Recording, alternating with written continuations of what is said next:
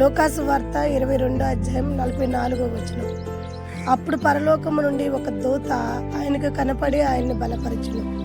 చూడండి ప్రియమైన బిడ్డలారా, యేసు ప్రభు ఆయన మరణాన్ని గుర్తు తెచ్చుకుని భయంకరంగా శత్రువుల చేతిలో హింసింపబడుతున్న సమయంలో ఆయన ఏం పాపం చేసి హింసింపబట్టలేదు.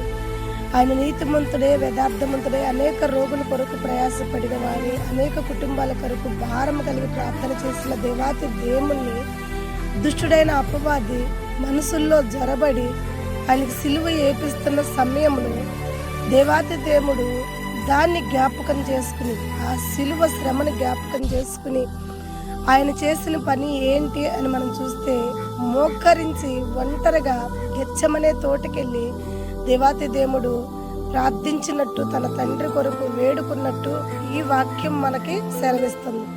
అయితే అలాంటి సమయంలో తన మరణం తన ఎదుటగా ఉన్న సమయంలో కూడా దేవుడు ప్రార్థిస్తూ, నా తండ్రి, నా ఇష్టము కాదు నీ చిత్తమే నా జీవితంలో నెరవేర్చుము, నన్ను పంపిన వాడివి, నమ్మదగిన దేవుడివి అని దేవుడు తన తండ్రి మీద మరలా భారమేసి తను ప్రార్థిస్తున్నప్పుడు దేవాతి దేవుడు తండ్రి తన కొరకు పరలోకము నుండి ఒక దూతని ఆయన వద్దకు పంపించినప్పుడు ఆ దూత వచ్చి యేసు ప్రభును బలపరిచింది. ప్రియమైన బిడ్డలారా, ఏమన్నా తెలుసా? అయ్యా, సమస్య నీ ఎదుట ఉంది, బలహీనత నీ ఎదుట ఉంది, అయితే నువ్వు బలహీన పడవద్దు. నిన్ను పంపిన దేవుడు నమ్మదగిన దేవుడు, నీ పక్షాన ఉన్నవాడు నమ్మదగిన దేవుడు.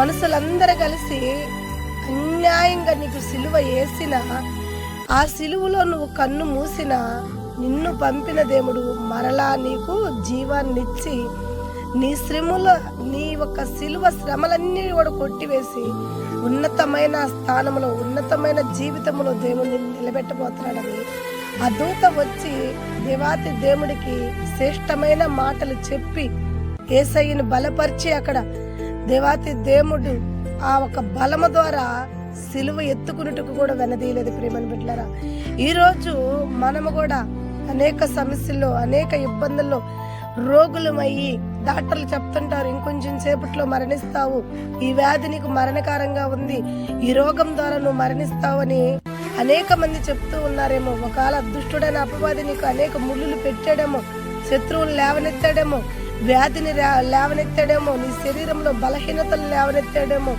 అయితే నువ్వు చేయాల్సిన పనల్లా ఒకటి, యేసు ప్రభు లాంటి వాడే మోకాళ్ళేసి ప్రార్థన చేసి తన తండ్రిని వేడుకున్నాడు కదా, అయ్యా గిన్నె తప్పించు, మరణపు గిన్నె నా ముందు తప్పించని జీవం కలిగిన దేవుడు లాంటోడే అంతగా తన తండ్రిని వేడుకున్నప్పుడు తన తండ్రి వద్ద నుండి దూతొచ్చి అతన్ని బలపరిచింది.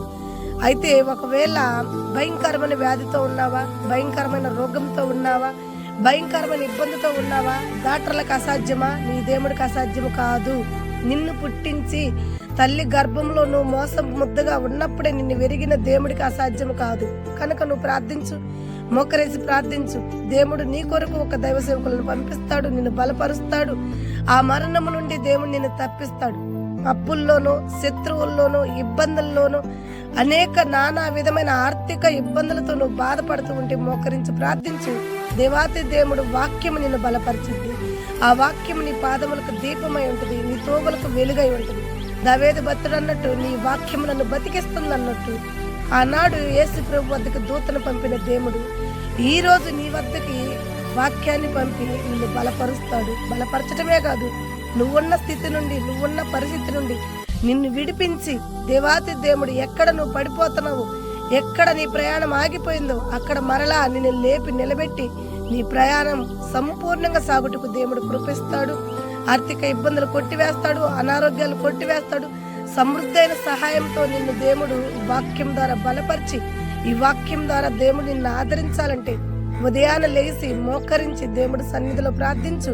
నీ సమస్యలు ఏవైతే ఉన్నాయో అవి ఎత్తిపట్టి దేవాతి దేవుడు వద్ద నువ్వు ప్రార్థించినప్పుడు దేవుడు వాక్యం నీకు తోడై వచ్చి, దేవుడు వద్ద నుండి వచ్చిన ఈ వాక్యం నిన్ను బలపరిచి, నువ్వున్న స్థితి నుండి, నువ్వున్న పరిస్థితి నుండి దేవాతి దేవుడు నిన్ను తప్పించును గాక.